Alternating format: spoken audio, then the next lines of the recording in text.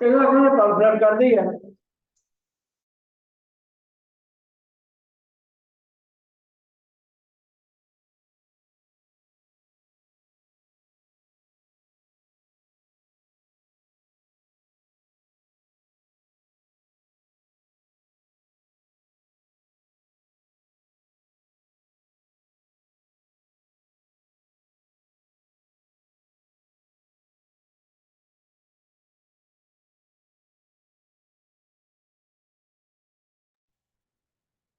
अस्सलाम वालेकुम साहब।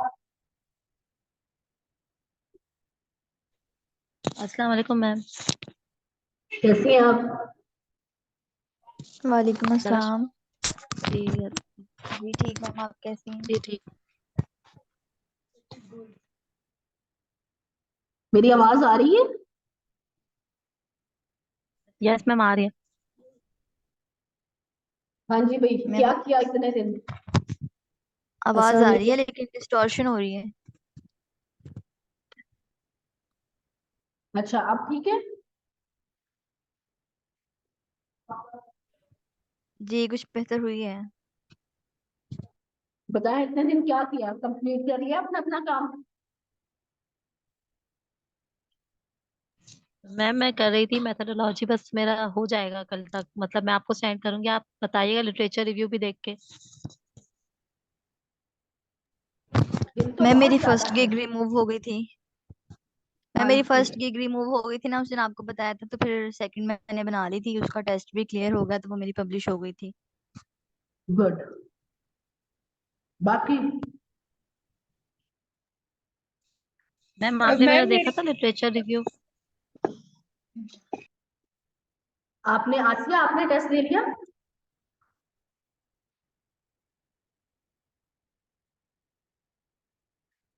आसिया, आपने टेस्ट लिया?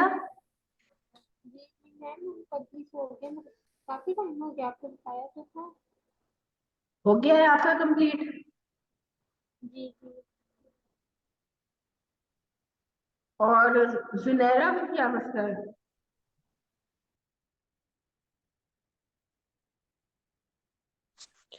Yes ma'am. आपका जो पहले से अकाउंट पे गिग्स मौजूद है वो कौन कौन सी है?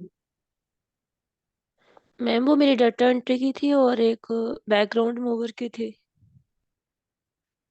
अब वो कहाँ है? हैं? मैम अभी वो है, मैं अब वही आपसे डिस्कस कर रही थी, मैं इसको डिलीट करिए अब न्यू बनाऊं। आपने उसकी प्रोफाइल डिस्क्रिप्शन क्या रखी है? मैम उसमें मेरा यही है, data entry, logo design, file conversion वगैरह, डाटा माइनिंग। आपने अभी तक उसको चेंज नहीं किया? मैम मैं यही आपसे कंफर्म कर रही हूँ कि मैं पहले वाली ही लिख लूँ ना। हाँ जी, आप ऐसे करें कि अब जी आप मैम। उसकी प्रोफाइल को दोबारा से एडिट करें। जी मैम। उसमें सारा लिखें चीजें, और उसके बाद जी फिर मैम। आपने इसमें तो टेस्ट नहीं ना दिया? किस में मैम? इस वाले गिग में, इस वाले अकाउंट में? मैम ये मेरी गिग्स पब्लिश हुई हुई है ना, तो टेस्ट दिया हो तो पब्लिश हुई है, एक्टिव गिग्स हुई है नहीं। मेरी। हम्म। सिर्फ राइटिंग में आपके आपसे टेस्ट मांगा जाता है, बाकी में नहीं मांगा जाता।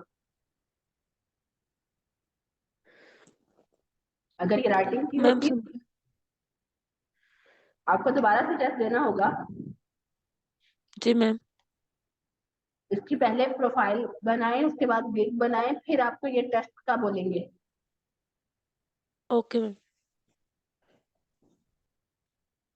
और मैम मैं गिग इमेज यही वाली लगा सकती हूँ जो पहले यूज की है?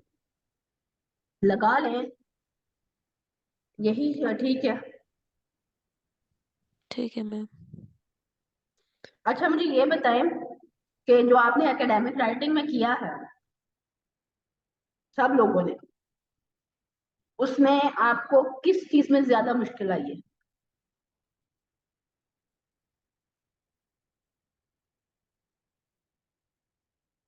बताएं। राबिया, आप बताएं।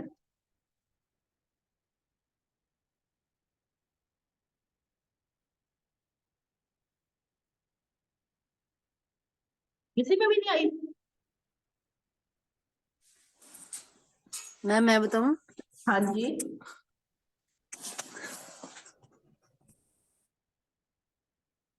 जी बताएं। मैम मुझे तो मेथोडोलॉजी का मसला चल रहा है क्या मसला चल रहा कि है? वो मुझे समझ ही नहीं आ रही कि मैं उसको कहाँ से लूं, कैसे लूं, उनमें से कौन कौन सी चीजें उठाऊं। मतलब जो बाकी चीजें सारी लिखी हुई हैं कि उनमें से कहाँ कहाँ से क्या क्या चीज उठानी है, बस ये रोज मैं खोल के बैठती हूँ, रोज उनको देख देख के फिर मैं सर्च कर करके फिर मैं वैसे छोड़ देती हूँ। बंद कर देती हूँ। जी। अच्छा, मैंने ऐसे है। टेस्ट भी दिया था, और मैंने कल टेस्ट दिया था आपको तो कल वो बस टाइम खत्म हो गया उसका, तो वो इस वजह से रह गया मेरा काम। टाइम तो इनफ होता है। पता नहीं क्या हुआ, मुझे खुद नहीं समझ आई कि ये हुआ कैसे है। टाइम तो ऐसे उड़ा जैसे पर लगे हुए हैं। नहीं, आप कितने मिनट का टेस्ट होता है? 40 का। तो क्या 40 से पहले ही बंद हो गया था? नहीं नहीं, 40 पे ही बंद हुआ है, लेकिन 10-15 मिनट तो अंदर से जैसे स्किप ही हो गए, वो पता ही नहीं चला कहाँ गए। मतलब इतना मुश्किल था टेस्ट? कोई खास मुश्किल नहीं था, लेकिन डर जरूर लग रहा था कि पता नहीं सही होगा कि नहीं। उसी डर में ही वो खत्म होता गया टाइम। अच्छा, पहली बात है, आप जब भी कोई चीज करें, डर को ना साइड पे रख दिया करें। अल्लाह ठीक पे है। यकीन किया करें कि अगर अल्लाह ताला चाहेगा ना तो इसे सब चीजें इजीली हो जाएगी। तो नहीं मैंने आप वो लोग ना, आप स्टार्ट तो लोग डर से हर चीज अपनी जो है वो खराब कर लेते हैं। और डर जो है, देखिए, टाइम सबको एक जितना मिला है, किसी को ज्यादा किसी को कम नहीं मिला। हर बंदे ने अपनी अपनी मेहनत की है। और जो मैंने आपको कहा था कि भैया आपने ब्रेल यूज करना है, Google recognition, voice voice recognition use करना है, तो उसमें आपने कौन सा खुद से करना था टेस्ट? सारा तो सारा टेस्ट आपके सामने थ्रू गूगल और थ्रू ब्रेल ही आपके सामने था, तो इसलिए इसमें मसला नहीं होना चाहिए था। अब आपको 3 मंथ एक्सक्यूज मैम। लगेंगे, या फिर अब न्यू अकाउंट बनाएं और उसके ऊपर सारी मेहनत करें। Excuse ma'am. हाँ जी। मैम 3 मंथ्स नहीं लगेंगे। उसमें आ रहा था कि आप टेस्ट रीटेक कर सकते हैं, मीन्स 2 चांस होते हैं एट अ टाइम। जी। 30 डेज का, 90 डेज का है टाइम पीरियड। लेकिन 2 चांस होते हैं, खत्म हो जाए उसके बाद फिर 30 डेज, सॉरी, ये 3 मंथ्स का होता है। क्योंकि हमने जैसे ही ज्वाइन किया था ना, फर्स्ट पेज पे वो कह रहे थे कि आप ये टेस्ट रीटेक भी कर सकते हैं, सेकंड चांस ले सकते हैं। आई डोंट नो, क्योंकि 30 एक बार ही इस चीज का तो मुझे, जहां तक मुझे इल्म है, बाकियों के साथ भी ऐसे ही हुआ है, वरना वो क्यों दूसरा अकाउंट बनाते? मैम हो सकता है कि उन्होंने सेकंड चांस अवेल किया ही ना हो, या उन्होंने इस बात पे ध्यान ना दिया हो, लेकिन एक बार ट्राई तो कोई करता, किसी ने ट्राई नहीं किया। मेरा तो खैर एक्सक्यूज फर्स्ट मैम। टाइम में ही क्लियर हो गया था, पहला हाँ टेस्ट जी। भी दूसरा टेस्ट भी। जी जी, ये तो लिखा फिर हुआ आया मैंने था जो ये ट्राई नहीं कह रही किया है ना, फिर। ऐसा है कि वो एक आप दे सकते हैं, दूसरा टाइम भी कर सकते हैं। फिर किसी ने किया? फिर बस चले, मैं मेरा भी मिसाला हो गया। आपके ऊपर क्या आ रहा है अब?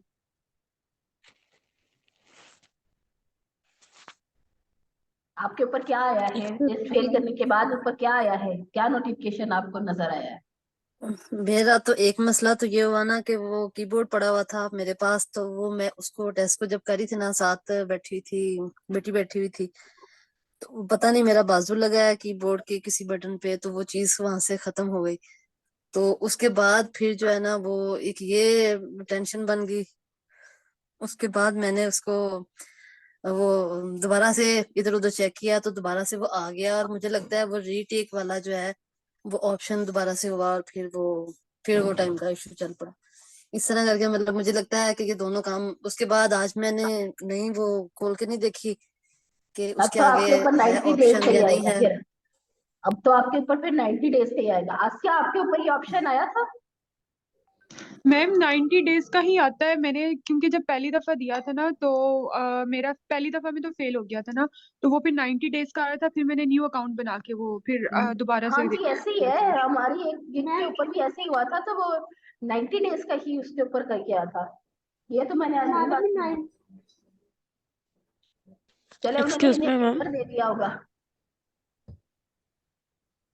हाँ मैम जी, शायद बिगिनर्स के लिए उन्होंने थोड़ी सी सहूलत रख दी हो। ऐसे नहीं वो सोचते, हम भी बिगनर्स के लिए है हम भी ही। तो बिगनर्स ही हैं।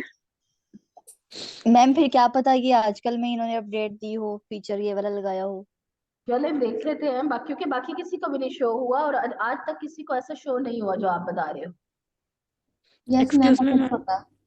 ये टेस्ट स्टार्ट होने से पहला वाला जो प्रीवियस पेज होता है ना, मतलब जब जैसे टेस्ट स्टार्ट होने से पहले वाला जो पेज है उसी पे इन्होंने ये लिखा हुआ था कि you may retake the test. In 90 days रहता है। नहीं नहीं नहीं, 90 डेज तो कहीं पे भी नहीं शो हुआ। चले अच्छा, अब आपको दोबारा से अकाउंट बना के उसके प्रोफाइल और सब चीजें करनी पड़ेगी। यहाँ पे छोटी छोटी गलतियां आपको कहाँ पे ले जाती हैं, देखिए कि एक अकाउंट है जिसके ऊपर हमारे ना वहां पे लेवल 2 सेलर हुआ पड़ा था, लेकिन सिर्फ और सिर्फ एक क्लाइंट की ने ना उस पे कहा कि मुझे अभी नहीं चाहिए, मुझे आप अभी नहीं सबमिट कराए। हालांकि हमने सबमिट कराना था, लेकिन वो कहते हैं नहीं अभी नहीं सबमिट कराए, मेरा ये परसों का काम है। हमने भी ढील मार ली, तो डिलीवरी टाइम में जो है वो 60% पे चला गया, 2 और लेट होने की वजह से, और वो लेवल 2 से लेवल 1 पे आ गया। तो वो ऐसी छोटी छोटी चीजों से देखे कि आपको लेवल 2 अचीव करने में पूरा 1 साल लगा था हमें, और 1 मिनट नहीं लगा उसे लेवल 2 से लेवल 1 में आने में। तो there is a small mistake that can take your way. अच्छा जी, हमारा पिछला वीक जो है वो थोड़ा डिस्टर्बिंग रहा, उसमें हम लेक्चर नहीं ले पाए, बट अब हम आज से नेक्स्ट जो है हमारा संडे है, तब तक हम इंशाल्लाह इसको लेक्चर जारी रखेंगे और बताएं कि नेक्स्ट हम टॉपिक स्टार्ट करने वाले हैं जो कि है ब्लॉगिंग का। अच्छा मुझे ये बताएं कि किस किस को नो हाउ है ब्लॉगिंग होती क्या है। Rizwana and Aasiya know that.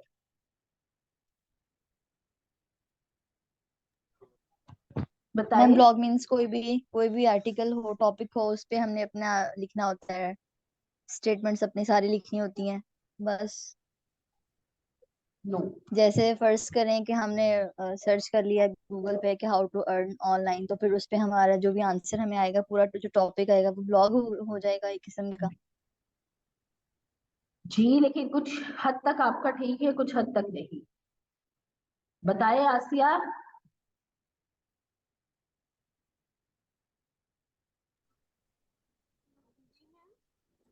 Rizwana,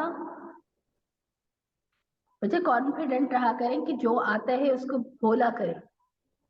आपको पता है, बस सिर्फ और सिर्फ कि शायद मैं इसमें कोई गलत चीज ना बोल दूं।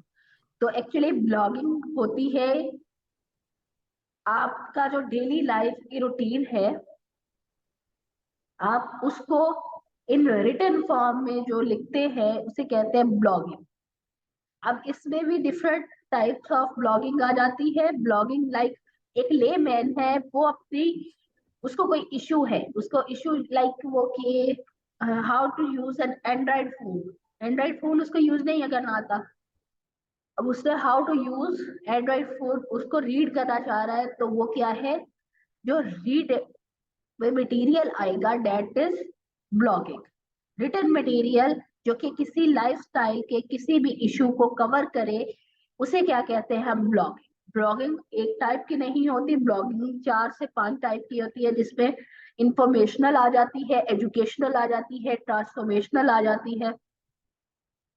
जो एजुकेशनल है वो आंसर करती है व्हाट को, लाइक अगर जो जो कि थोड़ी बहुत मिलती जुलती भी है आपके उससे एकेडेमिया से, लाइक अगर आपको कहा जाए कि व्हाट इज फेसबुक मार्केटिंग, तो इसका मतलब है आपने ये बताना है कि फेसबुक मार्केटिंग है क्या।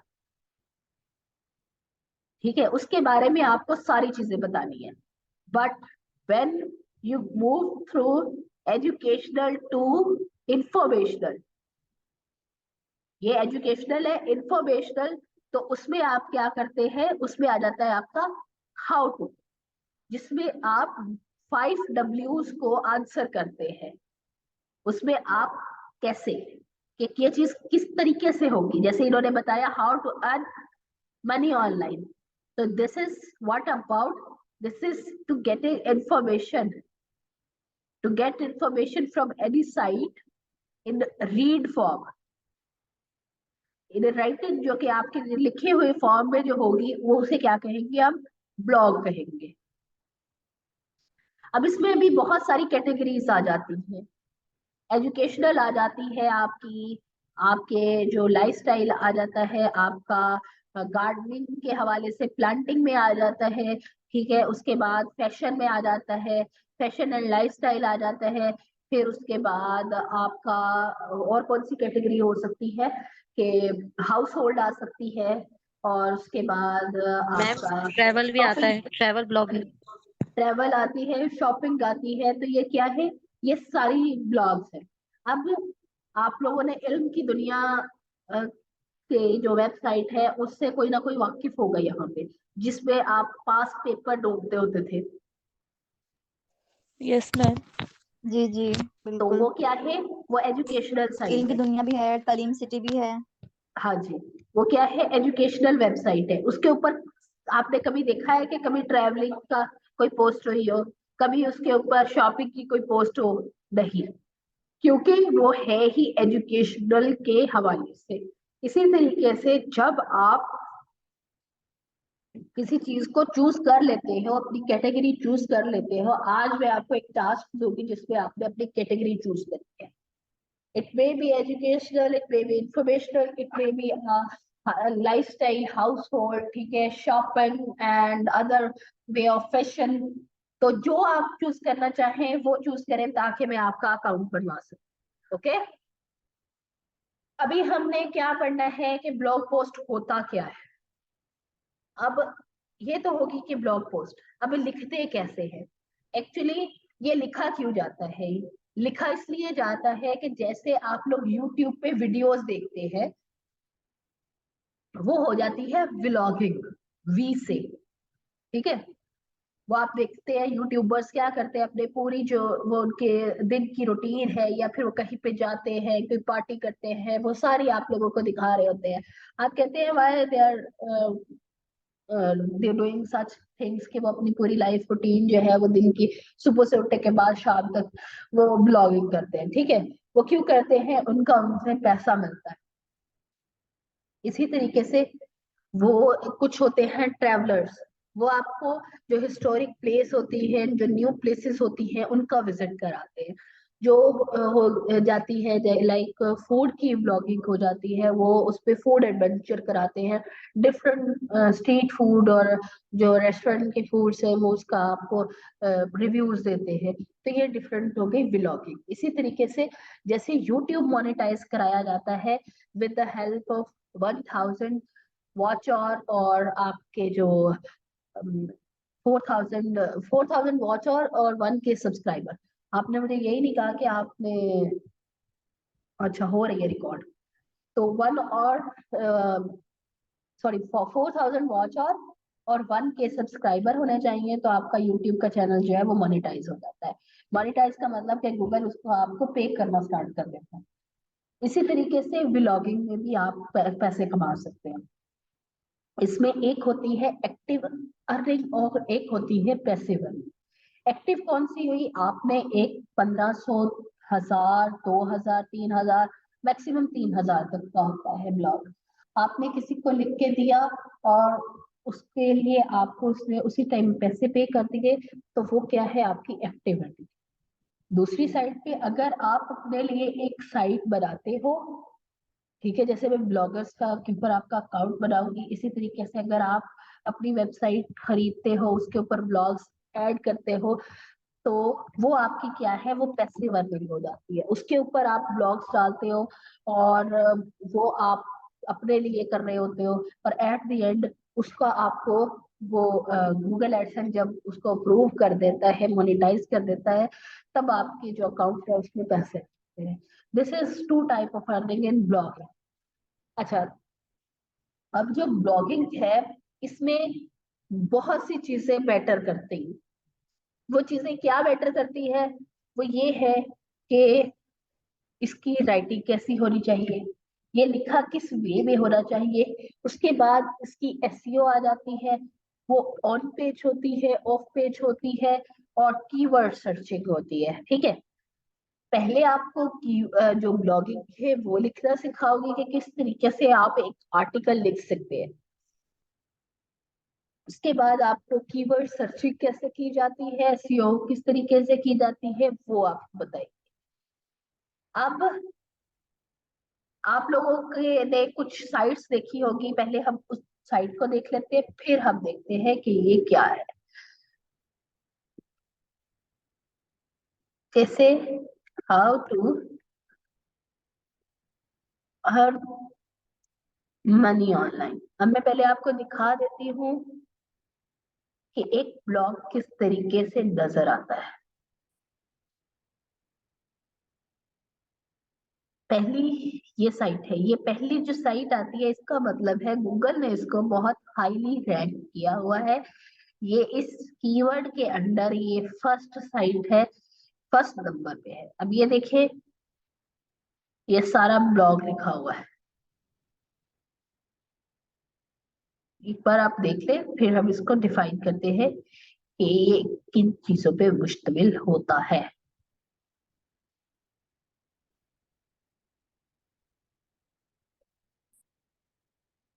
दिख रहा है ना, हेडिंग्स और उसके नीचे लिखा हुआ है।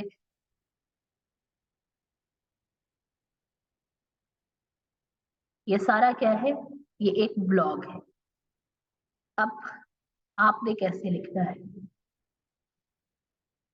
हम देख लेते हैं। सबसे पहले इसका टाइटल आ जाता है, then introduction, this is the introduction, this is the introduction, then it contain headings that are bold and their size are larger। उसके बाद आपका फिर उस मेन हेडिंग जो है उसके अंडर जो कंटेंट है उसको हम बॉडी बोलते हैं।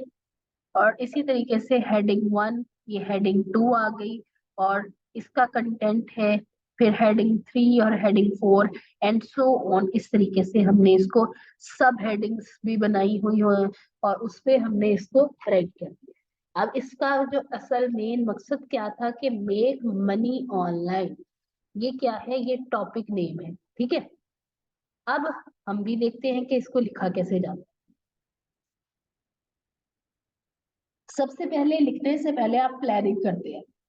कोई भी चीज बगैर प्लानिंग के वो हमेशा फेल होती है। प्लानिंग किस हवाले से करनी है कि अगर आपने अपनी पैसिव अपने लिए कोई काम करना है, मीन्स कि अपनी साइट बनानी है, उसके लिए आपने लिखा है तो उसमें प्लानिंग मेजर लेवल पे होगी कि आपने सबसे पहले कौन सी कैटेगरी है, ठीक है।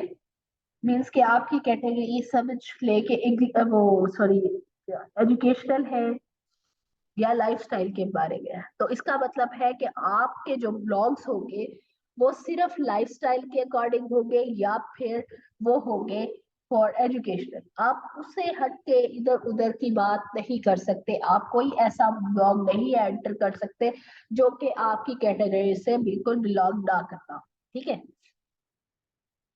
और जब आप लिखने स्टार्ट करते हैं तो प्लानिंग किस वे में आती है कि आप देखते हैं topic, what is topic. Topic वो जो आपकी कैटेगरी से मैच कर रहा है। अब सपोज जो आपको आपके जो क्लाइंट है, आपके जो लिखवा रहे हैं कस्टमर है, उन्होंने आपको एक टॉपिक दिया है, ठीक है। उसके बारे में जब आपने वो चूज कर लिया, मीन्स के वो आपने चूज किया, उसने चूज करके आपको दिया। अब आपने प्लानिंग क्या करनी है, अब आपने उसके ऊपर रिसर्च करनी है। रिसर्च कैसे कि ये टॉपिक है क्या। सबसे इम्पोर्टेंट बात यह है कि जब आप लिख रहे होते हैं तो आपका मकसद होता है कि जो रीडर है, रीडर वो जो इस आर्टिकल को रीड करेगा उसकी प्रॉब्लम सॉल्व होनी चाहिए। अगर उसकी प्रॉब्लम सॉल्व होगी तो आपका जो क्लाइंट है आपसे लिखवाएगा या फिर आप क्योंकि उसके यूजर्स जो उसके रीडर्स हैं वो उसके ऊपर आएंगे। तो ये बहुत इंपॉर्टेंट होता है कि आप अपने टॉपिक के साथ स्टिक रहे। अगर आप अपने टॉपिक के साथ स्टिक नहीं रहते, स्टिक कहने का मतलब ये है कि आपने उसकी तय समझनी है, उसकी असल जो चीज है कि किस बारे में कहा गया है। अगर एक ब्लॉग है उसमें अगर कहा गया है कि how Facebook marketing help you in business, ठीक है, तो अब अगर आप लिखना शुरू कर दें कि फेसबुक क्या है, या फेसबुक के ऊपर हम जो है वो पेज कैसे बनाते हैं, या फिर डिजिटल मार्केटिंग में क्या है, तो ये क्या है, आप अपने टॉपिक से हट गए हैं। आपका जो रीडर है वो क्या रीड करने आया है कि how Facebook marketing help in business. तो वो देखेगा कि किस तरीके से क्या चीजें मैं यूज करते हुए अपने बिजनेस को परवान चढ़ा सकता हूँ। तो इसका मतलब है कि आप अगर इधर उधर की चीजें लिखेंगे तो वो आपकी जो रिटर्न मटेरियल है वो फेल हो जाएगा। एज सच, जैसे कि आपकी सीवी आप किसी जगह पे अपॉइंट होने के लिए सबमिट कराते हो, तो वो सिर्फ और सिर्फ 30 सेकेंड का टाइम होता है आपके रिजेक्शन और आपके एक्सेप्टेंस पे। तो वो 30 सेकेंड, इसी तरीके से आपका जो आर्टिकल है उसके लिए 30 सेकेंड रिक्वायर्ड होते हैं आपके रीडर को, कि वो उसके ऊपर रहे या ना रहे।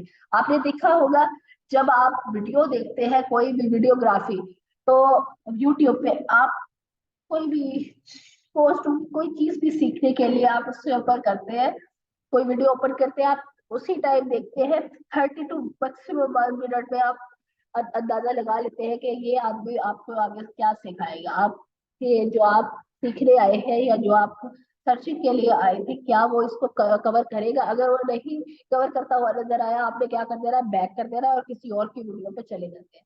ऐसे ही होता है ना, बताए। जी जी मैम, ऐसे ही होता है, बिल्कुल ऐसे होता है। तो जो आपके पास पढ़ने आएगा, आपका जो कंटेंट रीड करने आएगा, वो भी सेम यही, क्योंकि वो अपना मसला लेके आया है। अगर उसको आपके जो कंटेंट है उसमें मसला नहीं हल होता हुआ नजर नहीं आएगा, वो कभी भी आपके ऊपर ठहरेगा नहीं, आपके जो ब्लॉग है उसको नहीं रीड करेगा, वो नेक्स्ट पे मूव ऑन कर जाएगा। तो देयरफॉर आपको सबसे पहले प्लानिंग करनी है। प्लानिंग में रिसर्च है कि which thing will be included in your blog post, by which roadmap you can go to the conclusion part। कौन सा रोड मैप आप यूज करेंगे। रोड मैप का मतलब, जैसे अगर मैं आपको कहूँ कि आपने यहाँ से मुल्तान जाना है, तो आप कौन सी सड़क लेंगे। आप कभी भी लाहौर उधर कराची वाली सड़क नहीं लेंगे, वो क्या है, ऑपोजिट है। ठीक है, आप अपनी वही सड़क, वही रोड लेंगे जो मुल्तान की तरफ जाता हुआ। और अगर आपने उल्टा ले लिया तो वो आपके लिए क्या होगा, लिथल होगा, कि आप अपने जो असल मेन पॉइंट है वहां पे पहुंच नहीं पाएंगे।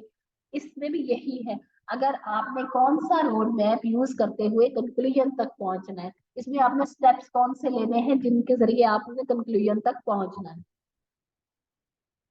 सबसे पहले प्लानिंग के बाद आपने आउटलाइन करनी है। आउटलाइन आप लोगों ने ऐसे लिखा हुआ है कभी।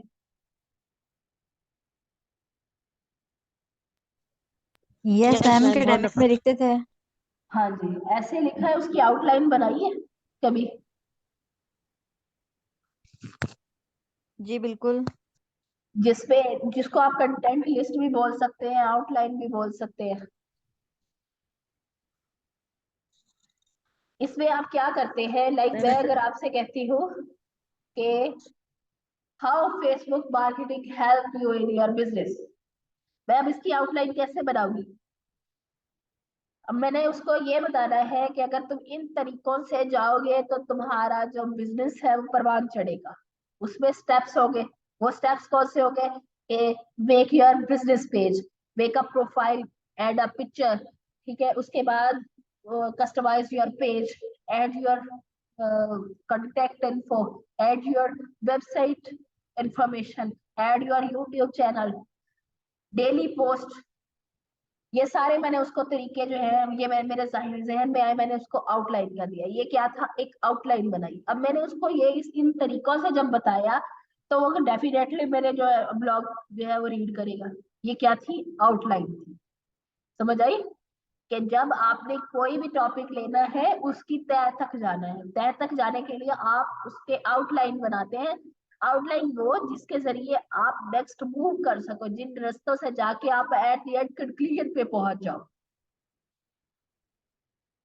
और ये बहुत जरूरी है कि आप अपने ट्रैक पे रहे। जब आप बगैर आउटलाइन के ब्लॉग लिखना स्टार्ट कर देते हैं ना, तो आपको ये समझ नहीं आती कि मैंने इस ब्लॉग में लिखना क्या है। आप सिर्फ और सिर्फ ये देखते हैं कि अच्छा यहाँ पे फेसबुक मार्केटिंग नाम लिया हुआ है, मैं ये भी ऐड कर देती हूँ। अब हालांकि फेसबुक मार्केटिंग उसमें ऐड करने की जरूरत नहीं है कि व्हाट इज फेसबुक मार्केटिंग, लेकिन आप उसमें वो भी ऐड कर देंगे। उसके बाद आप ये भी ऐड कर देंगे कि फेसबुक के जो उसके उसे क्या कहते हैं कि फेसबुक का जो पेज है उसके किस तरीके से कस्टमाइज करना है। हालांकि उसने ये तो पूछा ही नहीं है, पूछा क्या है किस तरीके से आपने अपना जो है वो बिजनेस को इससे परवान चढ़ाना है। तो इसलिए मेक श्योर कि आप अपने टॉपिक से स्टिक है। अगर आप अपने टॉपिक से स्टिक है तो वो सिर्फ और सिर्फ आउटलाइन से हो सकता है, क्योंकि आपको पता है कि मैंने इस स्टेप के बाद इस स्टेप में मूव करना है। अगर आप आउटलाइन नहीं बनाएंगे, आप इधर से उधर से मटेरियल उठा के सिर्फ और सिर्फ कंटेंट लिखेंगे, ब्लॉग नहीं होगा। तो ये आप पे नहीं, अभी जो अभी तक जो है इसको अगर आपको मुश्किल होती है कि भाई आउटलाइन आपने कहाँ पे बनानी है, तो सबसे पहले आप एक रफ कॉपी ले लें, उसके ऊपर आप अपनी ब्लॉग की आउटलाइन बना लें, ठीक है। शुरू शुरू में ऐसे ही करें, उसके बाद आप अपना जब लिखना स्टार्ट करें उसके ऊपर टॉपिक नेम लिखे, आउटलाइन लिखे, और उस आउटलाइन में पूरी स्टेप्स लिख रहे हैं। फिर उसके बाद नीचे उसको हर स्टेप को डिफाइन करना स्टार्ट कर दें। तो आखिर में आप उस आउटलाइन को रिलेज कर दें, वो आपका जो है वो ब्लॉग बन जाएगा। समझ आई?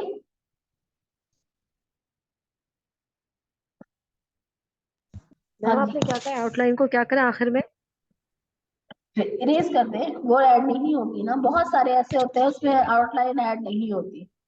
वो तो आपकी ओके सिर्फ ओके। और सिर्फ रोड मैप बनाने के लिए कि आप इधर उधर ना भटके, आप अपने सीधे रास्ते पे रहे। सिराते मुस्तकीम जिसे कहते हैं। Okay ma'am. अच्छा जी, इसमें क्या क्या इंक्लूड होता है? सबसे पहले होता है इंट्रोडक्शन। इंट्रोडक्शन में आपके सिर्फ और सिर्फ 3 से 4 लाइंस आएंगी, ठीक है, 3 से 4 लाइन, जिसमें आपने एक्सप्लेन करना है कि ब्लॉग पोस्ट किसके बारे में। जो मैं आपको 30 सेकंड का बता रही थी, दैट इज द 30 सेकंड। आपका जो कस्टमर है, आपका जो रीडर है, वो सिर्फ इंट्रोडक्शन पढ़ने से ही उसे आइडिया हो जाता है कि आइदर ही विल स्टे और नॉट। तो 3 से 4 लाइनिंग में आपने ये बताना है। अब जैसे मैंने आपको बताया कि आपने फेसबुक मार्केटिंग कैसे जो है वो बिजनेस में हेल्प करती है, आप क्या करेंगे? अब what is Facebook, Facebook marketing कभी भी नहीं ऐसे करना। जो आपके पास ये करने आया है ना कि how Facebook marketing help in your business, तो उसे पता है कि what is Facebook marketing. You have to tell them the way, वो रास्ता बता रहे हैं, ये नहीं बताना शुरू कर देना कि ये क्या है। जैसे आप करते थे, ये मेरा पेन है, ये जो है ये लोहे का है, और ये इसका है और उसका है, इस तरीके से नहीं करना। आपने जो चीज टॉपिक में है ना, शुरू ही उससे करनी है। ये नहीं कि उसके बैकग्राउंड में चले जाना है। ब्लॉग पोस्ट में कहीं पे बैकग्राउंड में पे हम नहीं जाते, हम सिर्फ और सिर्फ उसी पे स्टिक रहते हैं, उसी को बयान कर रहे हैं। फिर उसके बाद आपने क्या करना है? प्लानिंग में जो आप अपने पेपर पे लिखते हैं, जैसे मैंने आपको अभी बताया कि बिगिनर्स जो है वो शुरू में अपने पेपर पेन लेके उस पे आउटलाइनिंग करते हैं कि वो किस वे से लिखेंगे, किन किन हेडिंग्स को ऐड करेंगे। फिर आपने ब्लॉग पोस्ट लिखना है, और ब्लॉग पोस्ट लिखने के बाद आपने उसको एडिट करना है। एडिट किस लिए किया जाता है, रीराइट किस लिए किया जाता है? ताकि उसमें कोई प्लेजरिज्म ना आए। जैसे कि आपका जो एकेडेमिया है, मुझे किसी बच्चे ने अभी तक कंप्लीट करके नहीं सेंड किया, ताकि मैं उसका प्लेजरिज्म चेक करके दे सकूं। अदरवाइज जो ये वाले होते हैं, इसमें आपका जो प्लेजरिज्म है वो must be near to 0। 0 best है, अदरवाइज आपका 2 तक हो सकता है, इससे ज्यादा एक्सेप्टेबल नहीं है। तो मतलब कि जब आपने अपना सारा लिख लिया, उसके बाद आपने क्या करना है? इसको क्विल बोर्ड करे, इसको रीराइट करे, इसको एडिट करे कि कहीं पे कोई ग्रामर मिस्टेक ना आए, कहीं पे कोई जो एक्स्ट्रा लिखा हुआ हो जो कि नहीं इस टॉपिक का हिस्सा होना चाहिए, उसको डिलीट करे, जो ऐड होने वाला है उसको ऐड करे, और बाकी जो है आपकी हेडिंग में ठीक है, आपकी सब हेडिंग ओके है, ये चीज देखिए। और एट द एंड आपने क्या करना है कि उसको ऑप्टिमाइज करना है। वो ब्लॉग पोस्ट में एसईओ की जाती है। एसईओ किस तरीके से की जाती है? एसईओ कहते हैं सर्च इंजन ऑप्टिमाइजेशन को। कि जैसे अभी हमने क्या लिखा था, how to earn money online, तो जो सबसे पहले वाला आर्टिकल था वो गूगल के रैंकिंग में नंबर 1 पे था, और उसका एसईओ ऑन पेज और ऑफ पेज हुई थी, तो जिसकी वजह से उसमें कीवर्ड्स अच्छे थे, तो वो सबसे पहले आया, और आप उसके ऊपर जाके आपने मटेरियल ले लिया।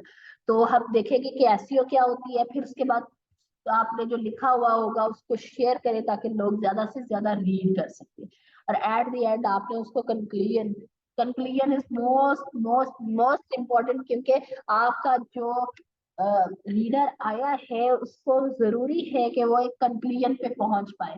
कंक्लूजन नॉट ओनली के भाई ये जैसे कि फेसबुक मार्केटर आपको जो है वो आपके बिजनेस को इतना हेल्पफुल करती है, ये ऐसी चीजें नहीं बता रही होती।